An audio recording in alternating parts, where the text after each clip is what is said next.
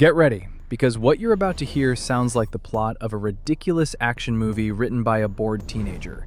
But I swear to you, every single word of this is documented fact, making it one of the absolute wildest and most crazy stories in modern American history. We are talking about Colton Harris-Moore. The media called him the Barefoot Bandit.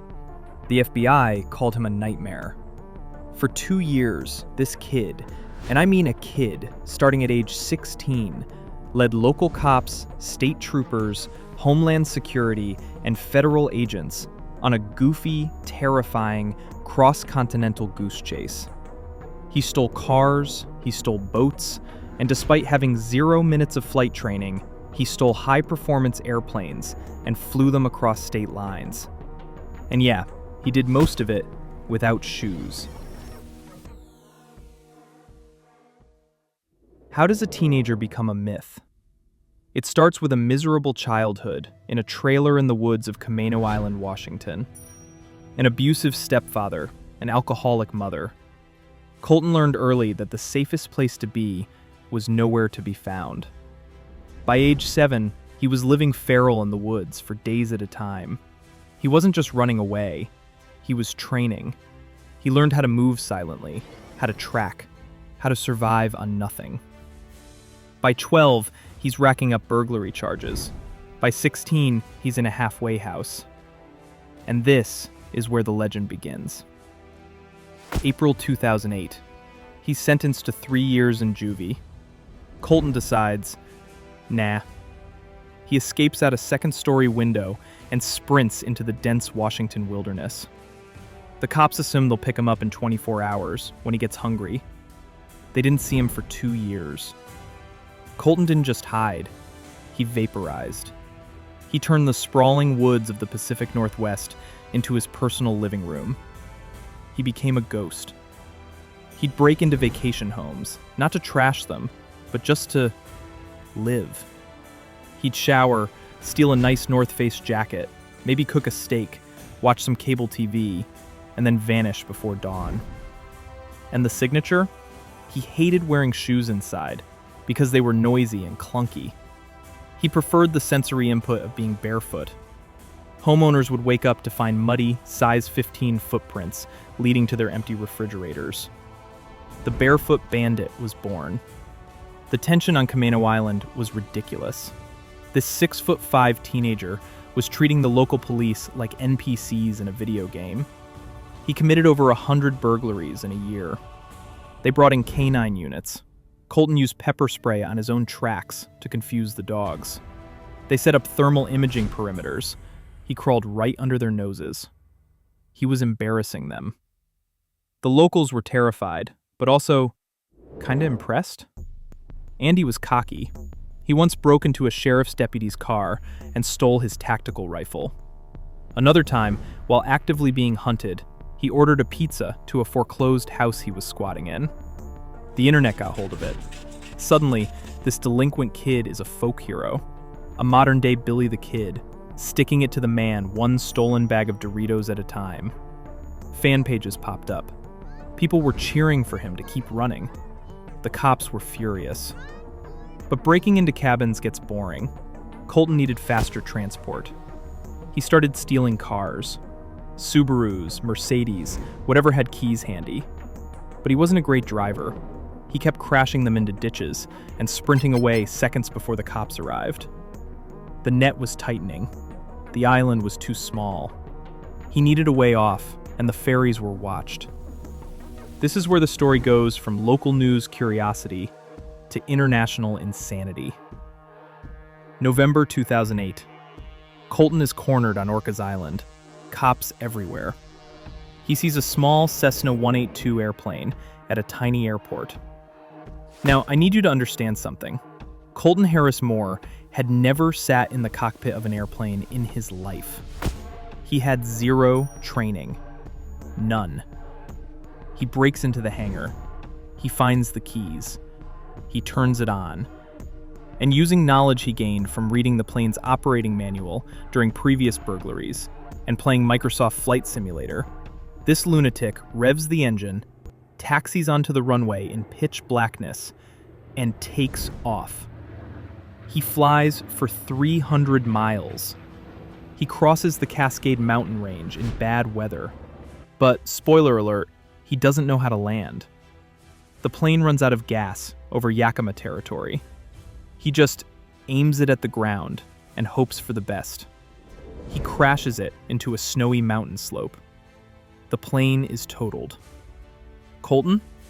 He just opens the door, shakes off the snow, and walks away into the woods. He survived a plane crash, and the FBI officially enters the chat. The stakes just skyrocketed. He's no longer a quirky burglar. He's a federal fugitive threatening airspace. The FBI, Homeland Security, they're all involved. Colton goes deep underground. He travels east across Idaho and South Dakota, stealing cars, hitting grocery stores, always staying off the grid. He's living on adrenaline and stolen energy drinks. But once you've flown, driving sucks. September 2009. He's back in Washington State. He spots a Cirrus SR-22. This is a $600,000 high-performance aircraft. It's faster, more complex. He steals it. He flies it toward Orcas Island. But the weather is awful. He's fighting turbulence. He's disoriented. He's going there. He tries to land at a small airport, bounces 4 times on the runway, aborts, and eventually just puts it down in a field next to a cemetery. He totals a second plane, and again, walks away without a scratch. The legend is now bordering on supernatural. The media is calling him the Catch Me If You Can kid. Summer 2010. The heat is unbearable. Every cop in the Pacific Northwest knows his face. Colton realizes he has to leave the country. He begins the great cross-country barefoot dash. He steals a car and drives east. Idaho, Wyoming, South Dakota, Nebraska. He's moving fast, sleeping in ditches, stealing food. He makes it to Bloomington, Indiana. He's exhausted, paranoid, and desperate. He sees a Cessna 400. This is a turbocharged beast. It's the fastest fixed-gear single-engine plane you can buy. It's also incredibly complex to fly. He breaks in. He takes off under the cover of darkness. And this kid, with still zero formal training, points the nose south and flies over 1,000 miles, crossing open ocean, heading for the Bahamas. He makes it. He actually reaches the Bahamas. But tradition is tradition, so he crashes this one too. He puts it down in a mangrove swamp on Abaco Island. He wades ashore. He's international now. He's made it to paradise. But paradise sucks when you're on the run. The Bahamas are hot, the mosquitoes are brutal, and he doesn't know the terrain. He's breaking into island bars to steal rum and food. He's sloppy. He's tired.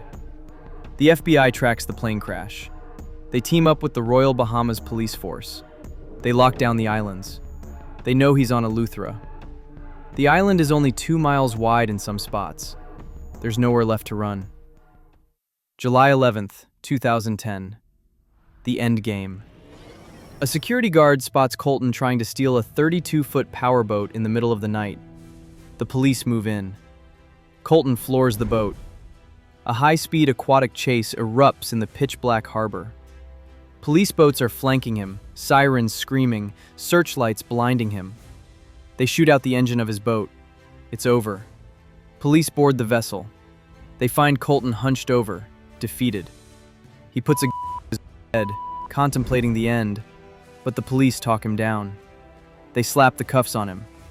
The 2-year game of tag is finally over. The ride back to the US was insane.